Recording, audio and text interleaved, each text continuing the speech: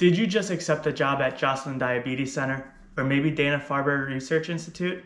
How about Beth Israel Hospital? Or Brigham and Women's Hospital? Or Boston Children's Hospital? Or maybe you'll be working at Harvard Medical School. Whatever the case may be, now you're relocating, and I'm here to tell you which neighborhoods would be best for you. Cue the music.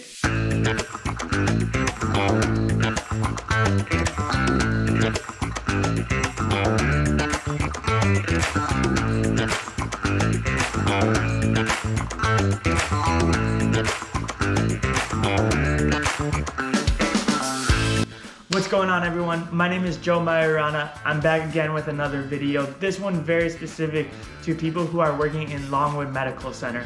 Boston is a big name when it comes to the medical world. A lot of this is concentrated in the neighborhood of Longwood, in Longwood Medical Center. This is basically a huge medical campus for Harvard Medical, Beth Israel, as well as the other institutes, research institutes, and you got everyone here. I mean, it's like the Silicon Valley of medicine. Everyone's doing something great here. It's actually very motivational. You have Boston Children's Hospital, which is the #1 children's hospital in the nation for 7 years in a row, as well as the Dana-Farber Cancer Institute. You got people doing all kinds of things, researching cancer, researching diabetes. You have George Church trying to bring a mammoth back, and you got Dr. Sinclair, who's reverse aging mice, and everything in between. So I wanted to make this video because so far I've helped 44 people find their new homes in Boston this year. Almost half of those people have found me on YouTube, and a handful of those people were coming here to move to work or study in Longwood Medical Center, whether that is to be a doctor, nurse, postdoc, student, nurse, researcher, everything. It's very cool to meet people like this, and I enjoy working with them a lot. So please like and subscribe to this channel because it does help bring my videos out to these people so that they can find me and I can help them find their next home. So before we get into the neighborhoods that are fit for you, everyone comes here thinking that they have to rent, but you coming to Boston for, whether it's for medical school or that you're working at the hospital, you kind of have a little bit of advantage being in the programs that you are in. So a lot of these programs are 5 years. Some people end up staying here for 8 to 10 years.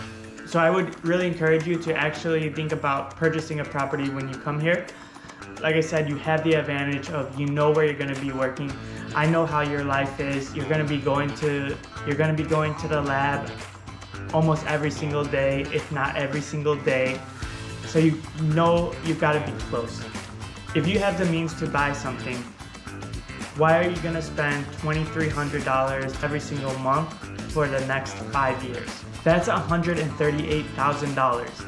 So if you have the means to be able to purchase a condo, the chances are by the time you're done with school, the price of the home will already have appreciated. You'll have the choice to A, either stay there, B, sell it if you don't want it anymore, or C, rent it out.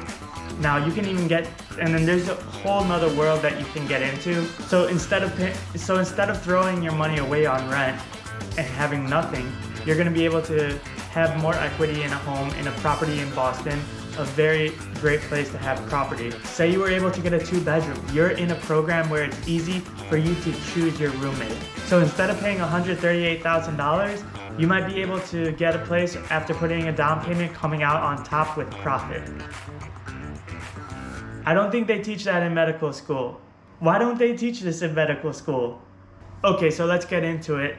Top neighborhoods for you to look at. Longwood is a neighborhood, but it's really just a medical center. It's just a campus of all these hospitals, all these research labs. You can't really live there. There aren't really apartments there.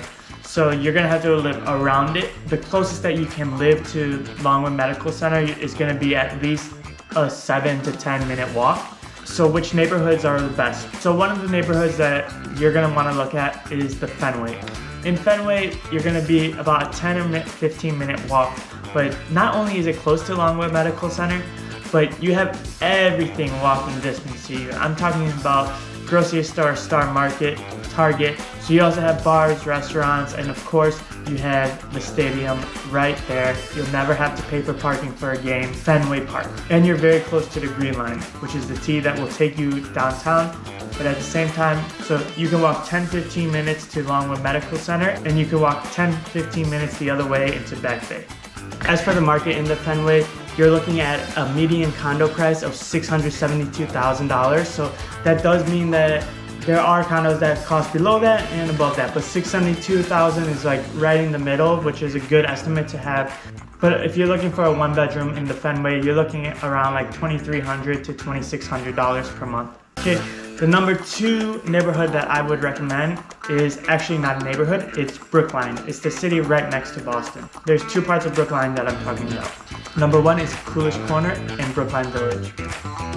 So Coolidge Corner is just a 30-minute walk to Longwood Medical Center, and again, it's a great area, lots of parks. It's got a suburb feel, but you're right by the city. There's a T on Beacon Street that will take you straight into the city if you didn't want to walk. A lot of people who are at Longwood Medical Center live in Coolidge Corner in Brookline, and it's just a great area. You got the Trader Joe's, tons of restaurants down Beacon Street.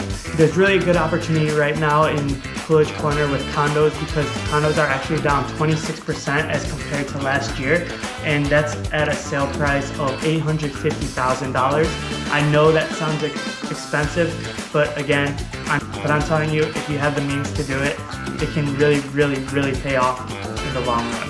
If you're going to be living here for a program and somehow you're able to scrape up the money to purchase a home, and maybe you'll be able to rent out one of the rooms to one of your classmates or your lab partners, you know, it's just a great scenario, and then you always have that to rent out in the future. $850,000 is the median price, so you can definitely find something lower than that or find something higher than that.